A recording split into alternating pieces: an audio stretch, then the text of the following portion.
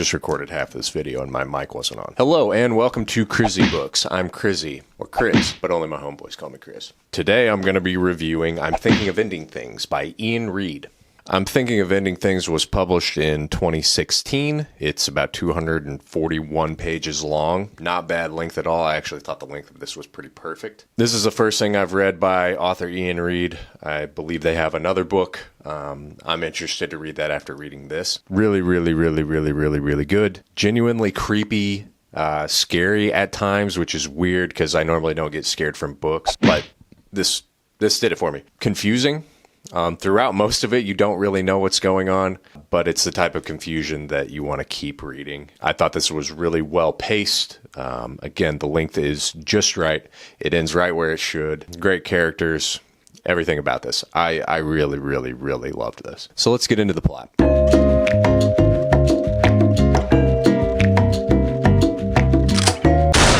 The book starts from the perspective of our main protagonist, a girl. I don't believe we ever find out her name. If they said it, I missed it. But she is driving in a car with her boyfriend, Jake, to meet his parents for dinner. Jake's parents live in the middle of nowhere, some kind of Midwestern farmhouse. It's winter, so it's pretty cold out.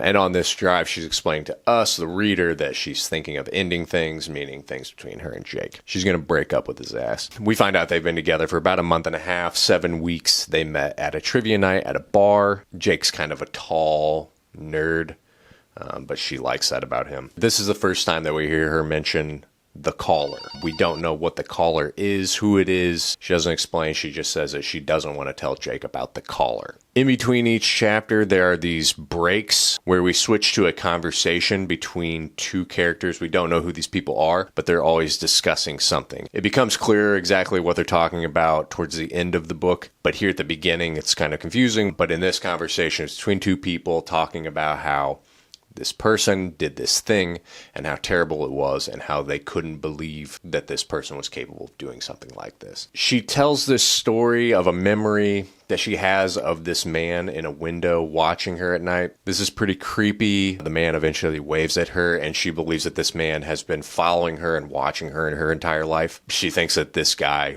might be the caller. Jake doesn't know about any of this. We then find out more about the caller. The first time that her and Jake slept together, the caller called her apartment 3 separate times. The thing about the caller is it's a man's voice, but the voice is kind of off, a little distorted. She can't quite put her finger on it, but it just doesn't sound right. When she doesn't answer, the caller leaves voicemails for her, and when she listens back to them, it's always the same thing, word for word every time. It's this weird kind of message. And this starts to freak her out. She has trouble sleeping, and then eventually she gets the same message again, but at the end there's a little addition to it. And then at one point she finally just answers the phone as the caller is calling her, and she starts asking all these questions, and eventually at least, why are you calling me? And the voice just responds, you called me. So pretty weird. Again, very confusing. This whole book is really kind of disorienting and surreal at times. This whole drive, she's getting calls from the caller. Jake, not knowing who the caller is, keeps asking her, like, well, who keeps calling you? And she's like, oh, it's just my friend. And he's like, maybe you should answer it. And she's like, no. She's like, it's not important. They'll leave a message. They'll stop. But the calls keep happening. And Jake keeps looking at her strange, like, side-eyed. Why aren't you answering your phone? What's going on? This entire drive to Jake's parents' house is a series of conversations that they have. I think that all of these play into the end of the novel in certain ways, but as you're reading them, it's just a series of interesting things of them learning about each other. And eventually they arrive to Jake's parents' house. It's a farmhouse, again, in the middle of nowhere, just this single lone house with a barn. Before they go into the house, Jake's like, come on, I want to show you something. So they go out and look at all of the sheep in the barn. She notices that there are 2 dead sheep corpses. They turn out to be lambs that are stacked on top of each other outside. Then he takes her into where the pigs used to be. He says there used to be pigs here. And she's like, what happened to them? He's like, I don't want to tell you what happened to them. I think it might freak you out. And she's like, it's fine. So he tells her the story. Essentially, these pigs got really sick. They used to be fine and lively, and then they just got lethargic and only sit in one spot for a long time. Jake's dad discovered that The pigs were actually infected from the inside and were rotting from the inside out, so dying really slowly, covered in maggots, all kinds of really gross stuff. This story was pretty disgusting and kind of out of nowhere, but it added a level of, I guess, grotesque would be the word, to this story that really kind of starts to set you on like something's not right here. Something weird is going on. And then they move into the house. Jake's parents have not greeted them yet. They're just walking around the house. She's taking it all in, taking in the furniture, the way things are decorated, the pictures on the wall. She says it's super clean for a farmhouse. There's no dust or dirt or pet hair on anything. There are pictures all over the walls, portraits of different people. She notices one of a small child that she feels like she recognizes. It stands out to her and she asks, "Who is this?" And he says, "Oh, that's me." And in her head, she's thinking, "That's not you. That's me." Eventually, his parents show up, and his mom is a really odd, kooky, maybe mentally insane person. We're not quite sure. His dad seems a little more grounded, more like a country farmer type. His mom explains how she has tinnitus or something wrong with her hearing. The house is super cold. Jake gives her a pair of his slippers when they first get in, and he says, like, "You're gonna want this, the floors get really cold." Jake's mom isn't wearing any slippers, no socks, she's barefoot, and she notices that one of her toenails is also missing. The entire meal feels off, kind of weird, like the vibes just aren't right. Jake's mom wants to play this game where they imitate each other at the table. So she has her imitate Jake. She just thinks it's hilarious the way that she does it. But again, this whole thing just feels off. At one point, Jake's parents are like arguing in the other room in the kitchen, like really quietly arguing with each other. She thinks that's really weird. Jake's acting super sus this entire meal. He's barely talking. If he does say anything, it's like 2 words. And then she notices that she's been chewing on her fingernails this entire meal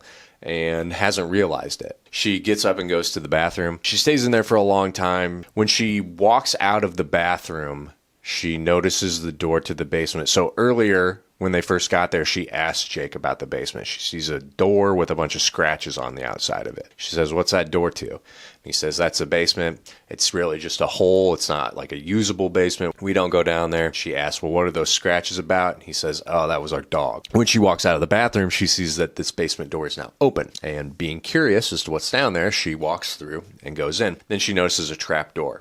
And this trapdoor is open. So she goes down the trapdoor. Why she's doing all this shit, I have no idea. But she goes down into this basement, which is really kind of a hole. She sees a desk and an oscillating fan. She then walks over to the desk and sees that there's a painting there. It's of a woman and a small child. She describes it as like a long face, really just kind of long everything, really long nails. And then she hears Jake's parents arguing again up in the kitchen. They're talking about how he left the lab. And she's thinking, "But Jake works at the lab.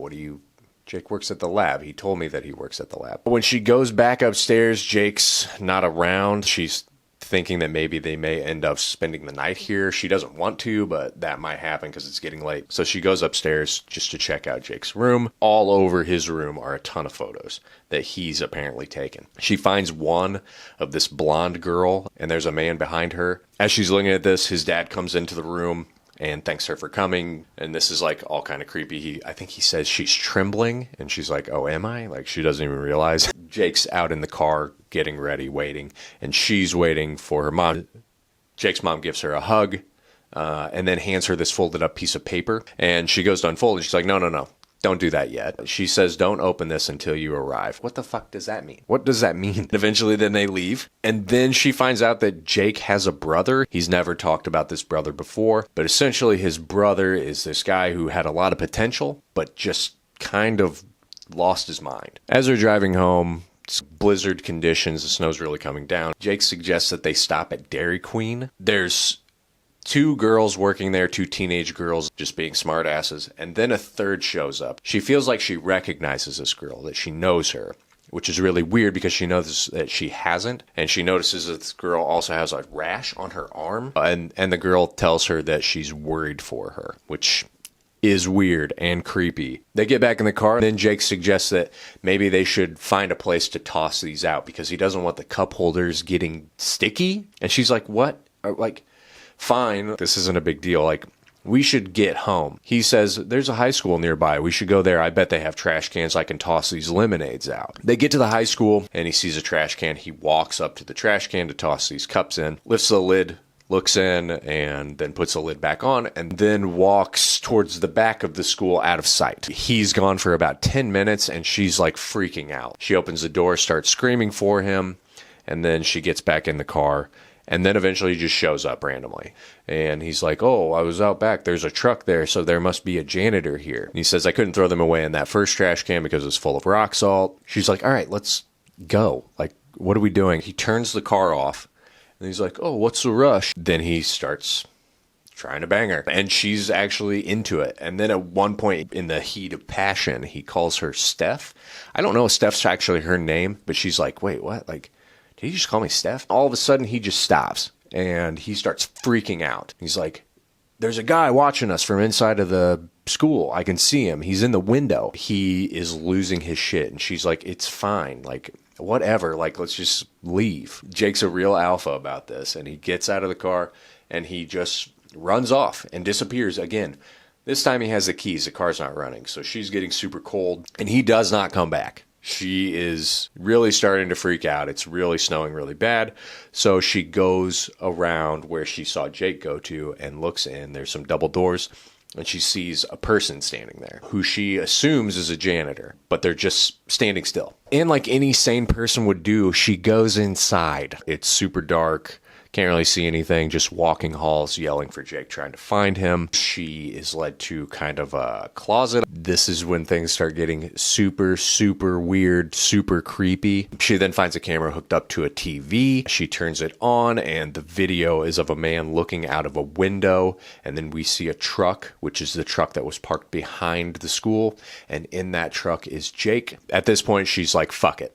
I'm just going to leave. Maybe I can hitchhike home or something. So she goes back the way that she came. Once she reaches the double door she entered, she finds out that they are chained and locked. And at this point, she is rightfully so losing her fucking mind. She finds a stairwell and runs up to the second floor. She's been in this school for, she thinks, maybe a few hours, but she's really unsure because it's so dark. There's also been, over the intercom system, Hank Williams' Hey Good Lookin' has been playing on repeat over and over, and then it just stops. And then she starts hearing footsteps. She runs back to the stairwell, makes her way up to the third floor. She finds what she thinks is the art room, and she finds that there is paint all over the floor. That paint is a message that's written out. That message says, I know what you were going to do. I mean, this is when her mental state starts to kind of deteriorate rapidly. She heads out of the art room, back downstairs into the gymnasium, and then finds her way into the locker room. In the locker room, she can hear running water as she